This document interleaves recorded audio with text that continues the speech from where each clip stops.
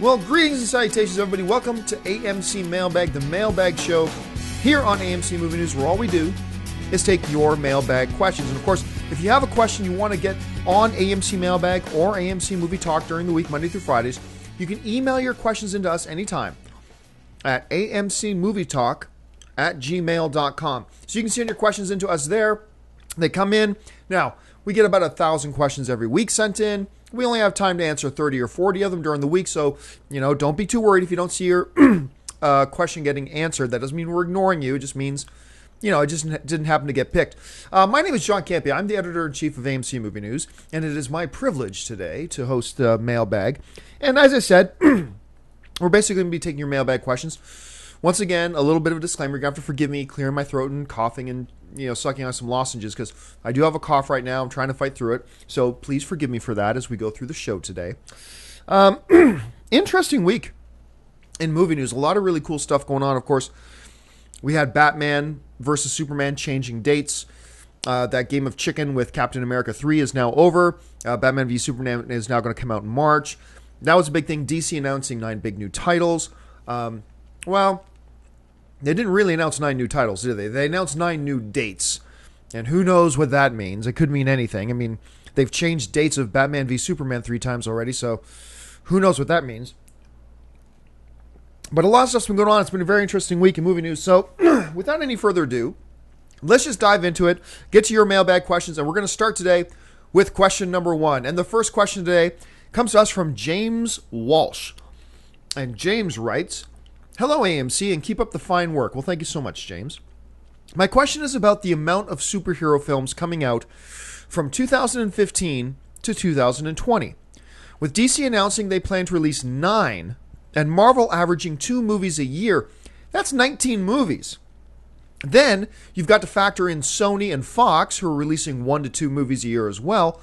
So over the next 5 years, we could be getting close to 30 plus superhero movies.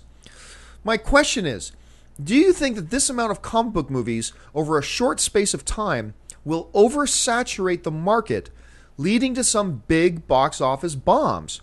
Or do you think it's insignificant? Well, it's a good question, James, and it's a question a lot of people are asking right now. I mean, DC comes out, they drop the news, we've got 9 new movies coming out for Warner Brothers, for DC movies. Okay. We know Marvel's averaging 2 films a year. We're going to get at least 1 out of Fox, and we're probably going to get at least 1 per year out of Sony. So it adds up. I don't think we're going to get 30 films, but 25, 26, that's a realistic number over the next 5 years. So the question is being raised, does this amount of comic book movies mean the market is going to get oversaturated, people are going to get tired of it? Well, there's a couple of ways to look at this. Number one, people have been saying that the era of comic book movies is going to be drawing to a close any time now, and that people are going to get tired of comic book. They've been saying that people are going to get tired of comic book movies for like 8 years now. And what do we see? Do we see them losing any steam? No. We see Guardians of the Galaxy with a talking raccoon and a walking tree, a comic book title that nobody had ever really heard of before. One of the most obscure titles we've ever seen brought to the big screen. And it's just breaking box office records left and right, making $94 million on its opening weekend. So you tell me, is there an oversaturation of comic book movies? Are people getting tired of comic book movies? I think clearly the answer is no. They're not yet. Now, you can ask, but moving forward, we're about to get a whole lot more production. We're about to see an increase in the rate of production of these comic book movies. Is there a danger of oversaturation and people are going to get tired of these? Well, whenever I hear people asking me about getting tired of anything, whether it's tired of, action films, or tired of animated films, tired of comic book movies, tired of, one franchise in particular, tired of Indiana Jones movies, tired of this movie, tired of James Bond movies, whatever. The analogy I like to bring up is this. What I like to compare it to is this. And I believe the analogy and the comparison is quite relevant. I could say this. Breaking Bad, right? Breaking Bad. Hot show. On on TV, or you can even talk about another show. I had Big Bang Theory. That's one a lot of people watch. I think it's a crappy show, but whatever. A lot of people love it, so that's great. You can ask, well, wait a minute now. Big Bang Theory is going to be putting out 22 episodes in 1 year? 22 episodes in one? Aren't people going to get tired of it? Isn't that an oversaturation of Big Bang Theory? I mean, let's go back to Breaking Bad. It's like, wait a minute. 12 episodes? I can't remember exactly how many episodes they had, but let's say 12. 12? 12 episodes in 1 year. Are you crazy? People are going to get bored of it. That's an oversaturation of Breaking Bad. People are going to get tired of it. 12 episodes in 1 year. Really, it sounds kind of funny when you put it that way, but the comparison is very relevant. Are people getting tired of watching 12 episodes of Sons of Anarchy a year? Nope. I mean, this is going to be its last season, but generally speaking, nope. Did people get tired of watching Lost in 1 year? Did people get tired of, whatever the television series is? Is there an oversaturation when you have 12 to 22 episodes in 1 year? No. If people like it and they want to go back and watch it again next week and next week and next week and next week, then it's totally fine. Then people are enjoying it and they want to consume it. Now, we're talking about comic book movies. Okay, let's say we get 25 over the next 5 years. Okay, that's going to be an average of about 5 a year. So that's about one every 2.3, 2.4, 2.5 months. One comic book movie every few months. I don't think that's an oversaturation. I really don't. And I think when you try now, you can make an argument and say, well, John, there's a difference between television and movies. You got to plan a night out to go and watch a movie. You're buying tickets. You're probably getting dinner. I understand that. Completely agree. It's an event, as opposed to watching, a television show at home, which is just an evening at home. Turn on your TV. Going out to a movie is an event. But I also believe that when you're talking about every couple of months, then I don't believe it's that big of a difference. I really don't believe it's that big of a difference. Between watching a TV show every single week or going every 8, 9, 10 weeks and going to see a new comic book movie, I really don't think it's an oversaturation. And I think people overestimate that. But it's the same reason in reverse about why I believe that television actors have a much harder time breaking into film. Because, some people say, oh my goodness, Daniel Radcliffe was Harry Potter in 7 movies. Is he now going to be typecast as Harry Potter? Is that all people... Because we saw him 7 times as Harry Potter. Okay. But look at television now. We saw, Breaking Bad... And we saw Bryan Cranston in that lead role. I don't know, how many seasons was Breaking Bad? 5? 6? I can't remember exactly. But for argument's sake, let's say 5, just for argument's sake. We saw him play, his character 50 plus times. 50 plus times. And that's why I think it's a little more difficult for television actors to break into movies who weren't already there to start with, because people get used to seeing them in one role 50, 60, 70 times over the course of 3, 4, 5, 6, 7 years.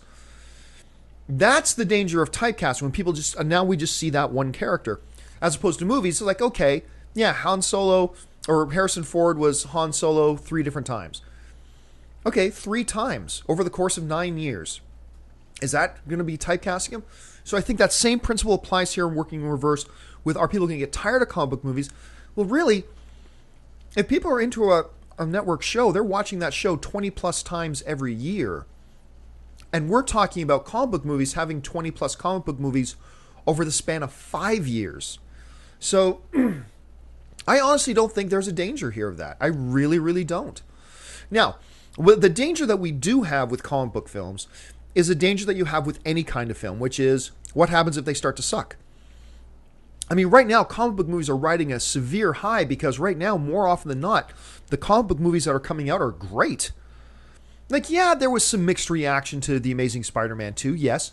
But for every Amazing Spider-Man 2, you're getting 3 Guardians of the Galaxy, Captain America 2, X-Men Days of Future Past. So, right now, the track record of comic book movies are so good.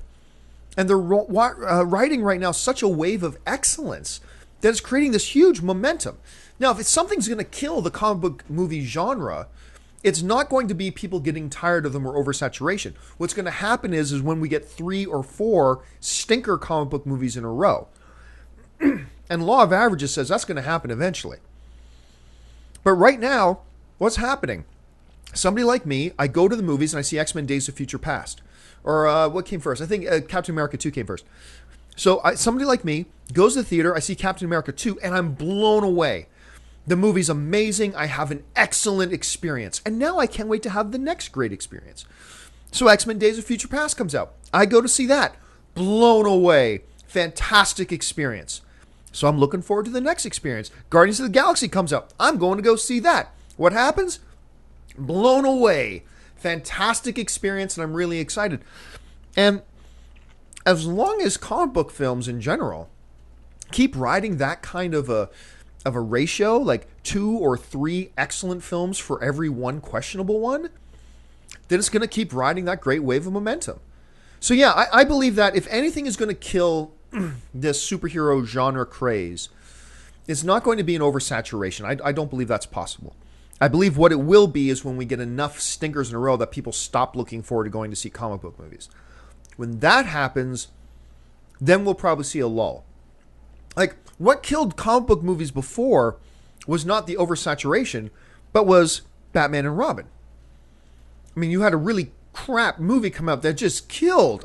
I remember listening to Donner once talk about the effect that Batman and Robin had on the industry as a whole. And he talked about the shockwaves, that how crappy that movie was, and the shockwaves that sent throughout Hollywood, and the effect that it had, essentially stopping comic book movies in their tracks, and ending comic book movies for a little while. So yeah, do I think that we're at risk of being oversaturated? No, I don't. I think we're just fine as far as that goes. What will eventually derail this thing is when we get 3 or 4 major disappointments in a row.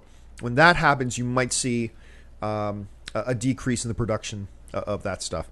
All right, let's move on to question number 2. And question number 2 today comes to us from Evan Lee.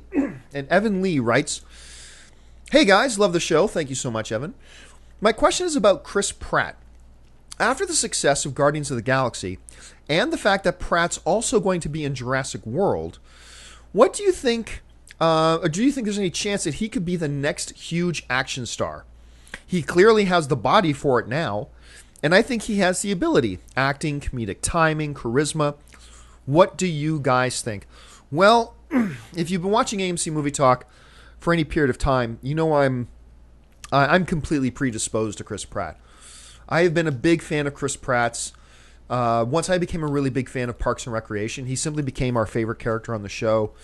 And I love that character because, and this is the genius of what makes his character on Parks and Rec and what made Star-Lord work so well, is that in both, the characters are really him. Like, you remember that time we had James Gunn and Kevin Feige and Chris Pratt in studio, and we asked James Gunn and Kevin Feige, we asked them, why Chris Pratt? What made him the right guy for Star-Lord? And what they said was, we wanted somebody who could come and infuse their own personality into this character much the same way that Robert Downey Jr. did with Iron Man. See, in a sense, the Iron Man character we see on screen in the movies is really Robert Downey Jr., playing Robert Downey Jr. with a little hint of Tony Stark. He said, we wanted that for Star-Lord. That's not right for every character, but that's what we wanted for Star. We wanted somebody to come along who could just infuse their personality into that character, so that character is every bit as much them as it is Peter Quill. And when you look at, if you're a fan of Parks and Rec, you look at Star-Lord, and that's Andy. That's Andy from Parks and Rec. That's 60 or 70% Andy, because both of those characters are characters that the directors and the creators said to him, make this you. And that's really part of what makes Star-Lord so dynamic and so great and everything. And it's that same kind of trait that Chris Pratt has, his ability to infuse his own contagious personality into his characters, that will, number one, I think, prevent him from being a great dramatic actor. Because, you got to be able to morph into other things. But I think sets him up really well to be a great action star. I mean, The Rock has that same kind of flair, right? The Rock has this great, larger-than-life personality. He's able to take those huge, charismatic elements of his personality and put them into the characters that he's playing. So he is really entertaining you while he's on screen. I think Chris Pratt carries that same kind of gravitas, actually. I think he's got that same ability and that almost same level of charisma as The Rock has. It's a little bit different level. It's a different kind of charisma, no doubt. But there's no doubting he's got it. And as long as he's able to do that, you're right, he's got the physicality for it. He's got the comedic timing for it. He's got the pure charisma for it. Yeah, I'm going to say I believe Chris Pratt is in a really, really good position right now, especially with Jurassic World coming out, that Pratt could be our next great action star. I think he's perfectly primed for it, and I'm excited for him. I'm really happy for his success. Can't wait to see what he does next. I'm really looking forward to Jurassic Park and just love what he did in Guardians of the Galaxy, and, we'll see where he goes from here. All right, let's move on to the next question. And the next question today comes to us from Joe Vang. And Joe Vang writes, "Hello, AMC. How come no one is talking about the Dawn of the Planet of the Apes box office results? It has only made about $400 million worldwide, while its previous predecessor made the same number. Compared to a movie like X-Men Days of Future Past, their budget was about the same, but X-Men did drastically better with $700 million. Thoughts?" I think you're making an issue where there isn't one. I think you'd ask the studio, are you happy with $430+ million that Dawn of the Planet of the Apes has made so far? They're going to tell you yes. They're happy with it. It's making profit. And, I should point out, it's in its 5th week of release, and it's still number 5 at the box office this past weekend. Still number 5. So, it's made about 400, if I'm not mistaken, if I remember correctly, it's made about $430-something million already at the worldwide box office. And it's already made a profit, and it's still making money.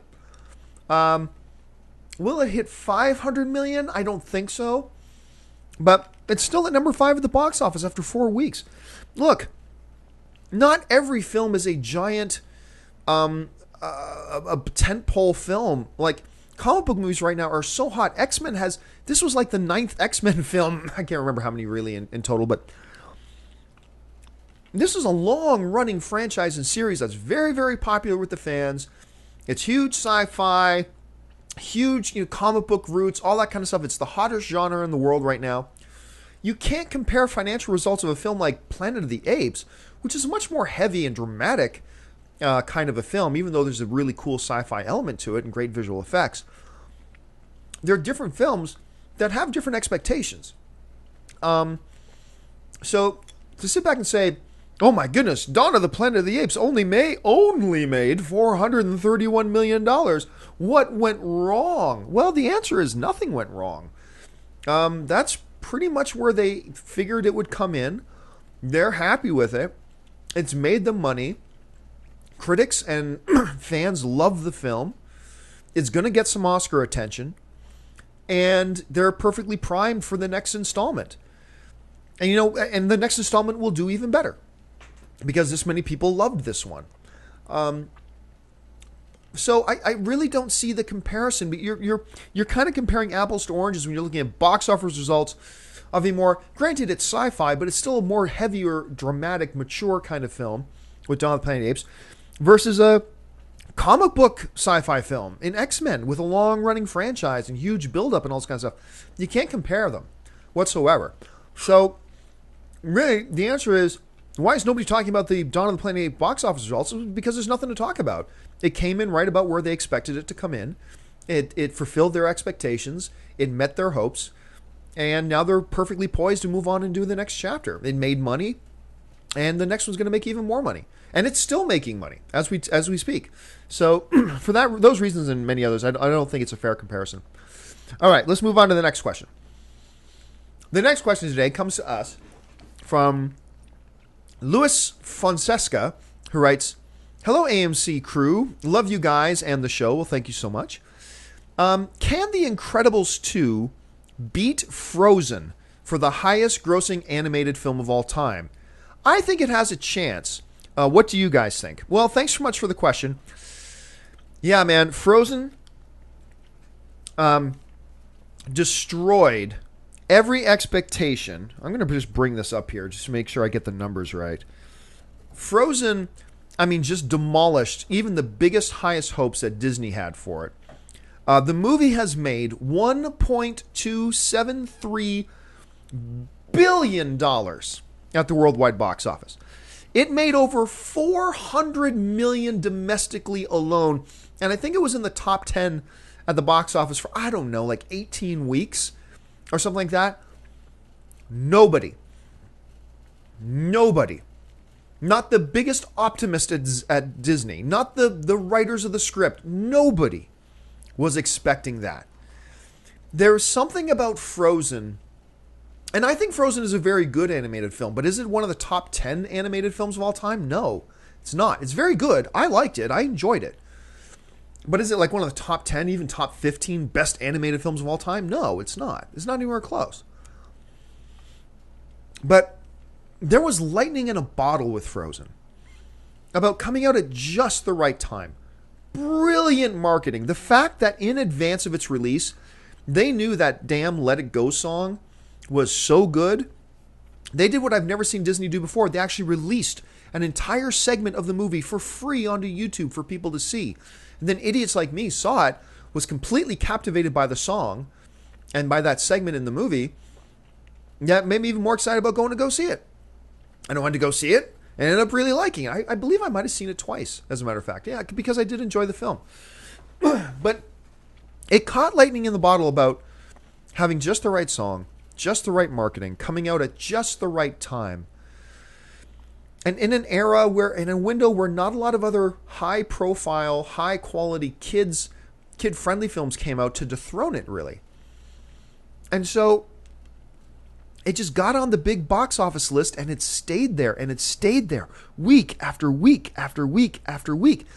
And the longer it stayed there, more and more people who never did go to see it started going, well, maybe I'll go see it now. And then it would go see it. And then it won Oscars with the music and everything. And then more people thought, well, maybe now I'll go see it. Even though it had already been in the theater for like 10 weeks. And more and more new people were going to go see it. It was a phenomenon it was a box office phenomenon that we have not seen since My Big Fat Greek Wedding. That was another one that I don't know that My Big Fat Greek Wedding was ever number one at the box office, but it ended up being in the top 10 for like ever. It ended up making an awful lot of money. Not Frozen kind of money. But this was a really weird, odd, rare phenomena of lightning in a bottle at the box office that we just haven't seen before. And once again, it's not even the best animated film to come out in the last couple of years. It's a good film. It's a fun film. I like it. Don't think I'm trashing it. I'm not. I like Frozen. Let it go. I do. I like that movie.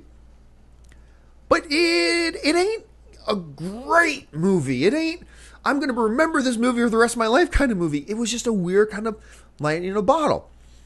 Now, to your question. Could Incredibles 2 beat it? No. Nope. It ain't going to beat it. It ain't going to come close. It won't break $1 billion. It ain't going to come close. No way. Will it be a better movie? Probably. It will probably be a better movie than Frozen is. I'm looking forward to it. The movie's going to get a lot of my money. But this is just something we've never seen happen before, what happened with Frozen. We've never seen an animated film make that kind of money. And the fact of the matter is, I think Frozen was also the kind of movie that if you're a dad with 2 daughters, they're probably getting you to take them to see it 50 times. And I think that probably happened a lot. And I don't think The Incredibles is one of my all-time favorite animated films. I do believe it's in the top 10 best animated films ever made. But even I Didn't go see it in theater 9 times. It's just a different kind of movie. And so I just don't see it happening. Will it be a better movie than Frozen? Like I said, I believe it will be. But just being better doesn't. There's not an equation between how good it is and how good of a result it gets at the box office. The better a movie is, the better it will do at the box office. But that only sways it a certain percentage.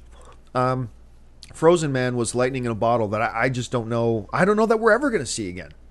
So to answer your question, nope. I do not believe that The Incredibles 2 will come close to the financial results of Frozen, and we shouldn't put that kind of expectation on it. Now, for you, don't go and when, Incredibles 2 makes, $600 million at the box office, don't go, well, what went wrong? Nothing. $600 million at the box office for an animated film is astounding. It's amazing. That's fantastic. And Pixar will be doing a dance around Disney Square. So don't think that other people have these unrealistic expectations for it too. All right, let's move on to the next question. And the next question today comes to us from Andre Villafranca, who writes, will you ever, or are you, he should say, are ever going to talk about anime or manga? Because there are tons of amazing and beautifully written and drawn stories that could be adapted to cinema, such as Berserk by Miura Kentaro. If the producers got the courage to adapt such a phenomenal manga to cinema, I believe without a doubt that the Hollywood directors would pay much more attention and respect to manga and anime and would start to make a lot more of these adaptations. Well, first of all, thank you very much for the email, Andre, and I'm glad that you like anime and manga and all that kind of stuff so much. I really, really do. But I'm going to have to respectfully disagree with you. Let me compare your love of manga and stuff like that with my love of desktop role-playing games. I am a old school desktop, dice, paper, pen kind of role-playing game guy. I love playing role-playing games. I'm a big fan of the old DC Heroes Meg system. I'm currently playing the West End Games D6 system of the Star Wars role-playing game. I'm a role-playing game guy. Love them. Love playing role-playing games. Live-action role-playing games. Now, that being said, I can't be naive enough to say, well, since I love it, if more people would just experience it, they will love it too. Everybody would love desktop role-playing games if they truly gave it a shot. No. Even though I completely love role-playing games, I have to acknowledge myself, it's not for everybody. It's not for the majority. There's a certain segment of us, sweaty nerds, who it does appeal to, and we enjoy it, and we love it, and it's for us. But we can't be so myopic in our worldview to start thinking, well, then since I love it, the only reason all these other people don't love it is just because they haven't really tried it yet. No, it works for me. It works for a bunch of people who are like me, and we love it and we enjoy it, and that's good enough for me. So I'm not going to start advocating that Hollywood start making some movies based on role-playing games more. We saw it happen when Dungeons & Dragons came out, right? Am I right? Anyway. Because I like it. I think they're great. They're wonderful. And they work for me. But they're not for everybody. They're not going to work for everybody. I get into a lot of these kinds of discussions with people who are either fans of, Teen Titans or various types of anime. And I'm a big fan of various types of anime as well. Anime or manga or stuff like that. And they just have that myopic worldview I was just talking about. They have this very focused belief that since I love this and my circle of friends love this, everybody will love it if Hollywood would just have the courage to make it. And I gotta disagree.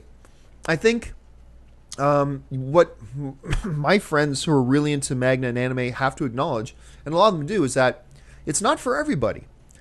It doesn't necessarily have the wide appeal. And let's face it, manga and anime have been around long enough that if they really had the potential to have big, wide, broad base appeal to the point that Hollywood would want to make some hit films out of it, it would have happened by now. And that's not to diminish how good or great manga and anime are for those who love it. It doesn't diminish for me how great desktop role-playing games are. They're awesome, but they're not for everybody. And I honestly just don't think that there is a sufficiently sized audience out there for a lot of manga or anime. Now, that's not to say that you can't have, manga and anime events happen. James Cameron's been talking about Battle Angel for a long time. We've seen, well, they changed it to Edge of Tomorrow, which was a stupid decision. But Edge of Tomorrow is based on All You Need Is Kill. I mean, I think there will always be some exceptional stories that rise up and some studio takes them and makes something out of it. But will it ever become, like you're suggesting in your email, that many more directors and filmmakers will flock to him to make this type of stuff? I disagree. I don't think that's the case. Just because you love it and your circle of friends love it does not mean it's for everybody, and that would have wide appeal if people would just give it a chance. Any more than me with my desktop role-playing games that I have to believe that everybody would love these if they would only give it a chance. I just don't think that's the case. So I believe we will always have some of it getting made because I believe there's an audience for some of it, but I don't think it'll ever become as popular to the wider mainstream audience simply because it doesn't appeal to everybody. That's just the way it is, and there's nothing wrong with that. That doesn't diminish how great it is for you. Doesn't diminish how great it is for me. It's just the reality of it. And there's no harm in that. Anyway, let's move on to the next question. And our next question today comes to us from Miguel Batacan, who writes, hello all, love the show and can't get enough of it. For months now, John and others have been saying Batman v Superman, quote unquote, needs to be a gigantic hit. While I don't disagree, how much of a hit are we talking about? Are we talking about a massive financial hit? If so, how big? Are we talking about a critically acclaimed hit? Are we talking about both? And with all the controversy over their decisions, can they realistically expect it to be as a colossal hit as you are saying? Well, first of all, thanks a lot for the question, Miguel. And let me clear something up. I'm not saying that Batman v Superman needs to be a huge, monstrous hit. It doesn't. There's a couple things you have to keep in mind here. Number one, I said Batman v Superman, because of how much people have been looking forward to this film. I have been waiting for this movie for 20 plus years. What it needs to be is good. It needs to be good. And if it's good, not great, if Batman v Superman, I've said this before, if Batman v Superman is good, it's going to be a big financial hit. Because people want this movie, and more than that, they want it to be good. So you got a lot of people that are going out there to give it the benefit of the doubt, and I think a lot of people are just going to be going in, crossing their fingers, just saying, please don't suck, please don't suck, please don't suck. And if they deliver us a Batman Superman movie that is good, it's going to be a big hit. Now, what I have said before is that I believe if Batman v Superman is great and is that kind of monstrous, crosses the $1 billion mark kind of hit, then what I said, earlier this week on AMC Movie Talk, I said, I believe in one stroke that Warner Brothers and DC will have caught up to Marvel. Now, some people laugh at me saying that, oh, John, Marvel's had 8 or 9 great films in a row and blah, blah, blah. Hey, I understand what you're saying. I'm not discounting that at all. But the facts is the facts. Batman and Superman are the two most iconic superheroes anywhere, anytime, ever, period, end of story, no debate. It's Batman and Superman. That's it. They're the two.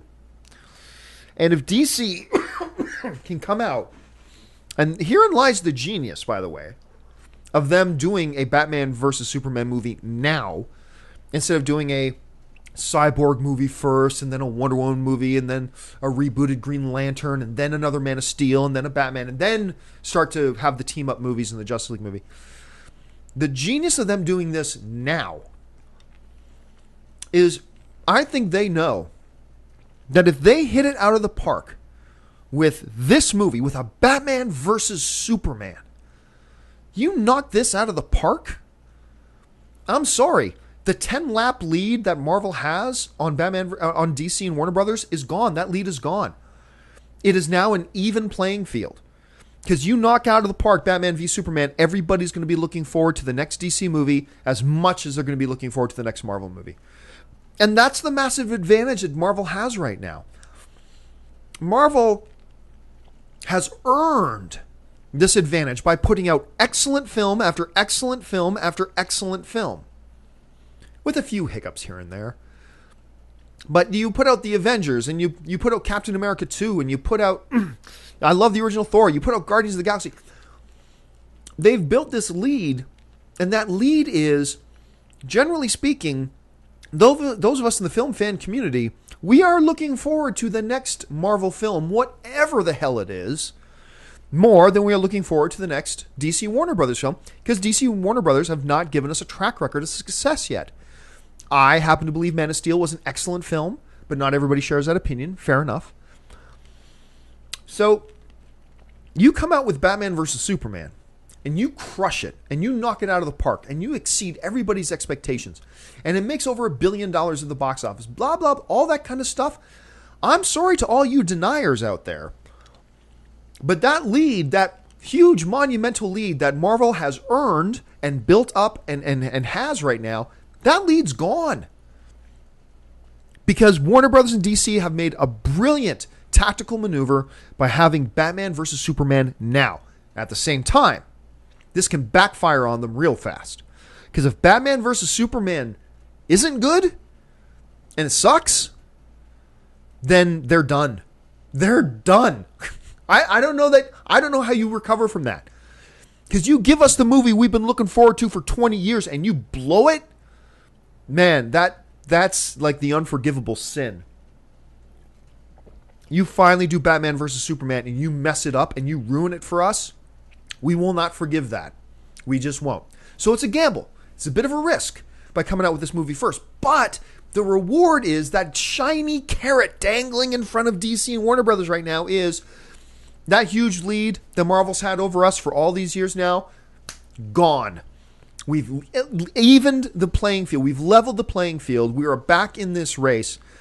And now it's all about what is our next movie versus what is their next movie. And the reality is that the better that Marvel does and the better that DC does is good for both of them. It's good for both of them. Remember a little earlier in the show, we were talking about are people going to get tired? Is there an oversaturation of comic book films? And we said, look, you go to see X-Men Days of Future Past, which is a Fox movie, by the way. You have this great movie-going experience. You love the film. You had a great time at it. Well, guess what? That increases the chances that you, having just had a great time at a comic book movie, are going to go and see the next big comic book movie, which is Guardians of the Galaxy. And a lot of us did. So you see, in a way, Marvel is benefiting from Fox's success. And prior to X-Men Days of Future Past was Captain America 2. And I believe because Captain America 2 was so damn good, that benefited X-Men Days of Future Past that came out a little while later. And so while, look, does Disney want to completely dominate DC? Yes. Does DC want to dominate Marvel? Absolutely. But at the same time, there is some mutual beneficial advantages here to both of these companies for each of them to have success.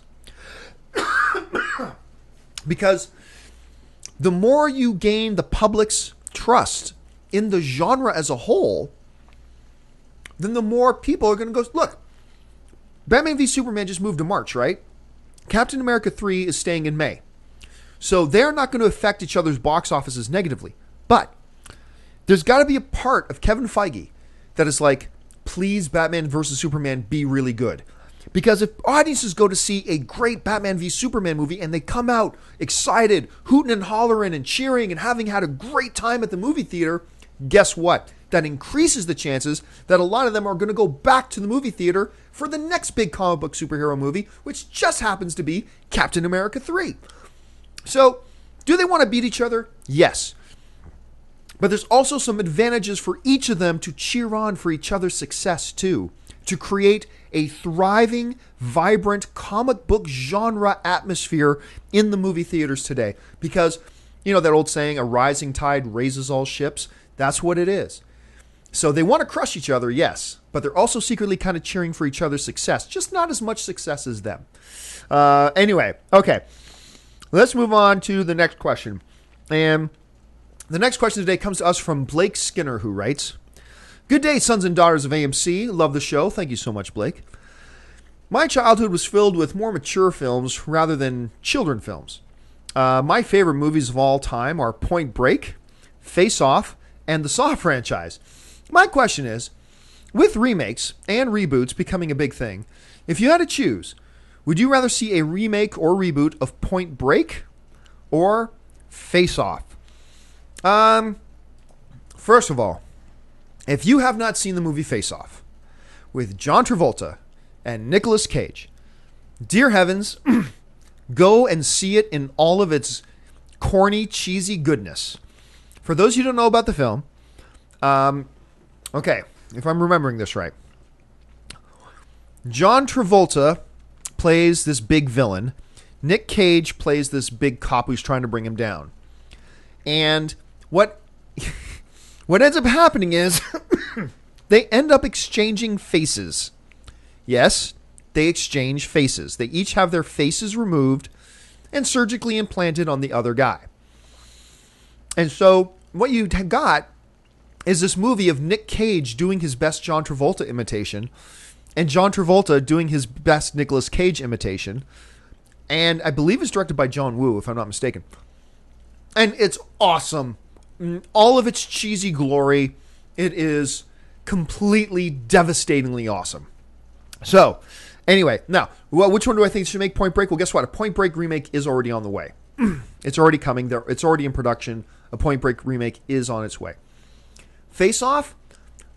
I'd see a Face Off reboot. I would. You have to get two other actors today that are kind of the same caliber, looked at the same way as like Cage and Travolta were at the time.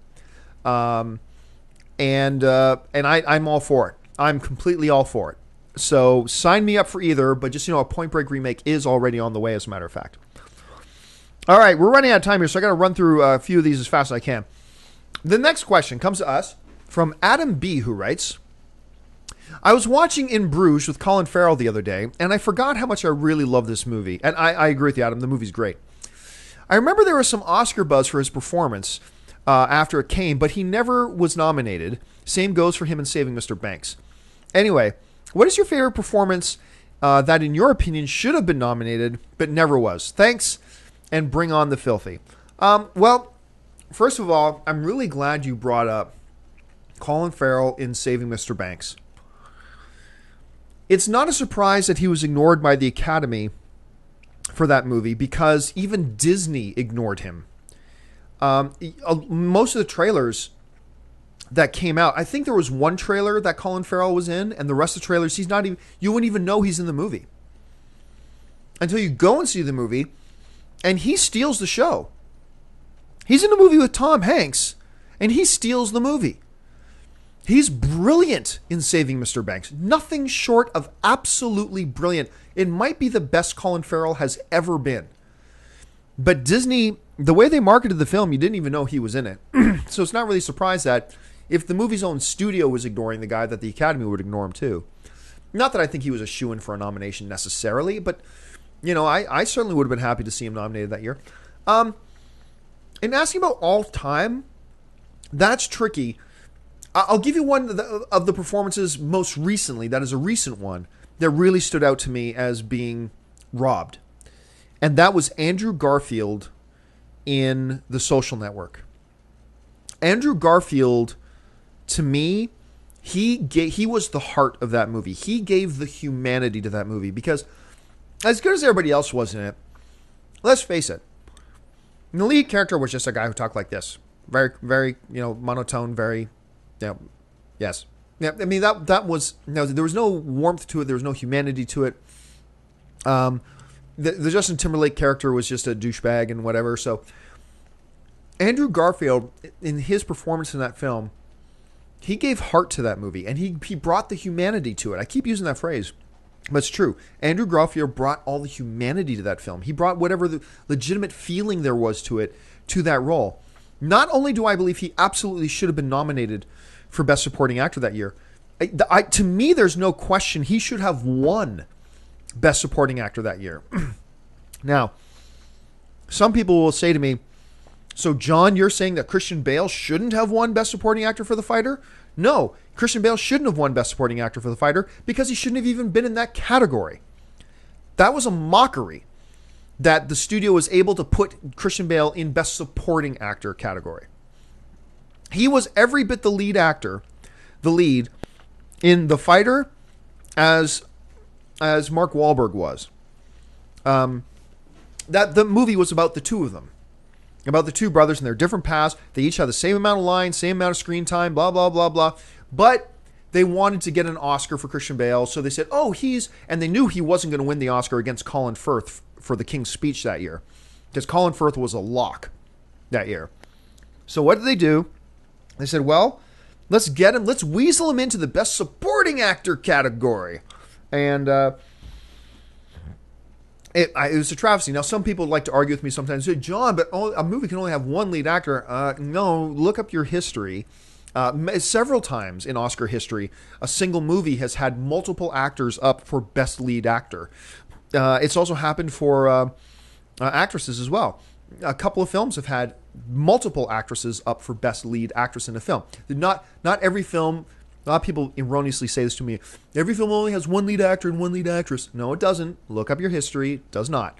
And The Fighter, I'm sorry, those were two leads. Mark Wahlberg and Christian Bale were two leads. So I'm not trying to take away from the brilliance of Christian Bale for his performance in The Fighter. Everybody knows how great I thought he was in The Fighter. But he was not a supporting actor. Andrew Garfield was. He wasn't even nominated, and he should have won that year. So that's the one that really stands out to me the most when you ask me that question. All right, speaking of questions, let's get to the last question of the day. Pardon me. And the last question today comes to us from Gary Hassara, who writes, what's up with Kingsman, The Secret Service, moving from later in 2014 to February 2015? Is that a bad sign that the movie isn't testing well? Seems like a Jupiter ascending desperate move. Well, Gary, very good observation and a very good comparison you made there. Jupiter Ascending is one of those films that was moved. It tested very badly. I happen to know somebody who went to one of these test screenings of Jupiter Ascending, and they came out, and what they texted to me was legendarily awful. That's what they sent to me about Jupiter Ascending. Now, remember, I haven't seen the film. Maybe I'll love it. I'm just saying one person I know who saw a test screening came out and said legendarily awful. And so I wasn't surprised when not too much longer after that, we heard about Jupiter Ascending being moved into like a no man's land release date. Kingsman: The Secret Service is actually a film I've been looking forward to. And it stars the aforementioned Colin Firth, who won the Oscar for Best Lead Actor for The King's Speech. And it looks really, really great. Let me just pull up some information here. It's being directed by Matthew Vaughn, who directed X-Men First Class, and he directed the first Kick-Ass and several of, like, one of my all-time most underrated films of all time, which is Stardust. He directed that. He's just fantastic. And I thought the trailer for Kingsman: The Secret Service has looked really, really good. And it's also got Mark Strong in it as well, which I love Mark Strong in everything. And to me, the trailer has looked pretty good. But yeah, now suddenly it gets announced that it's moving to February. That's kind of a dumping ground where studios send the ugly stepchildren, if you will, to rot and die. It's concerning to me. As somebody who's really been looking forward to this film, as somebody who really believes in Matthew Vaughn, as a big fan of Colin Firth and Mark Strong, it's concerning to me to see this move. Now, who knows? There could be a million different reasons about why they made the move. that are all completely above board and innocent reasons. Like, well, we needed to move it because of this, this, this, and this. It could be fine. But from an outside looking in perspective, I have to admit, my first assumption is something must have gone wrong with the movie. And they don't think it's good, and they don't think it's going to succeed, and they're dumping it in February. So, look, hopefully that's not the case. Hopefully this is all much ado about nothing. Hopefully there's some other totally rational explanation about why they just felt it was best to move it from 2014 to early 2015. But I have to admit, just as an outsider, my gut reaction when I first see a move like that is, uh-oh, something bad must have happened. So anyway, well, that'll do it for me, folks. I've gone through all the questions today. This has been an especially long version of AMC Mailbag today. Hey, listen, don't forget, lots of great movies playing in AMC theaters right now. Head on over to www.amctheaters.com for your theater, showtime, and of course your movie ticket information. And once again, if you want to get your question on AMC Mailbag or on AMC Movie Talk, email us anytime, 24/7 at amcmovietalk@gmail.com. So that'll do it for me, guys. My name is John Campia. You can find me on all the various social media channels, just at John Campia. So for AMC Movie News, my name is John Campia, and until next time, guys, bye-bye.